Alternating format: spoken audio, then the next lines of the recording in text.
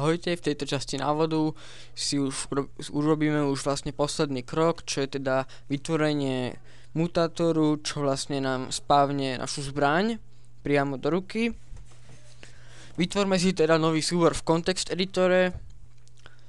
Napíšeme v podstate class, weapon mutator, extends ut mutator a vlastne toto si nemôžem vám povedať viac, v podstate len si to v podstate opíšte, čo je. Toto sú vlastne základné veci, ktoré obsahuje každý mutátor. A jediné, čo je iné, je vlastne, že v tomto riadku je napísané, že ako defaultná zbraň, alebo teda zbraň v inventári s číslom 0, čo je teda tá, z ktorú sa spavnete, bude zbraň, ktorá je v triede Whip Mosin Nagant, čiže naša. Teda, takže nemôžem vám povedať viac, než si toto musíte len v podstate opísať.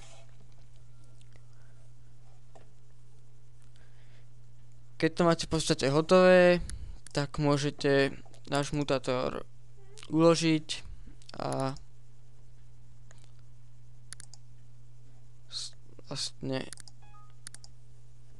vlastne prejsť do ďalších úprav. Tu mám otvorenú hlavnú zložku UDK. Prejdem do UT Game, Localization, int a vytvorím textový súbor s názvom môjho projektu, čo je teda pokus a int. Otvorím ho v textovom súbore a vpíšem tam vlastne základné ako lokalizáciu pre náš mutátor, alebo teda texty.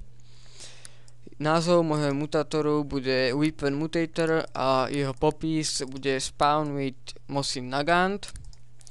Súbor si môžem následne uložiť a prejsť vlastne o dve zložky vyššie do zložky UTGame a otvorím si config zložku a následne vytvorím nový textový súbor opäť s názvom môjho projektu, čo bude pokus iný,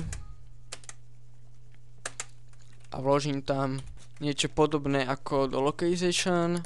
Napíšeme tam teda weapon mutator, čo je teda názov môjho mutátoru, a class name, to je teda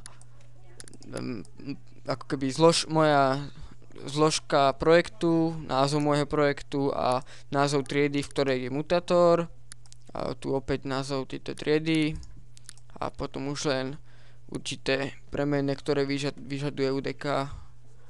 Uložíme si a vlastne týmto je naša takmer všetká práca hotová.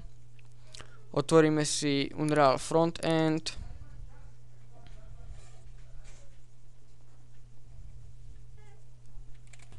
A vedľa make dáme malú šipku a dáme full recompile. Týmto sa nám vlastne znovu načítajú všetky skripty a vlastne sa skompilujú do C++, čo je teda jazyk, ktorý využíva UDK, a zapíšu sa teda do ňoho. Po dokončení môžeme vidieť, že nám frontend napísal succeed, čiže úspešne. Dáme teda launch, aby sme spustili hru.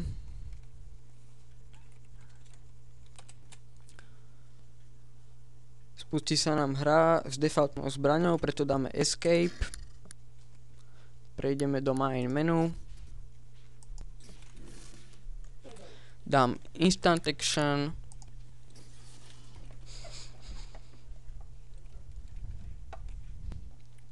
A settings a mutators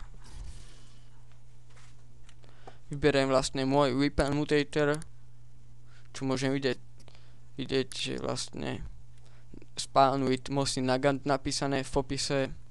Dám accept map a tu vyberiem teda moju testovaciu mapu s názvom schod a dám next a start game.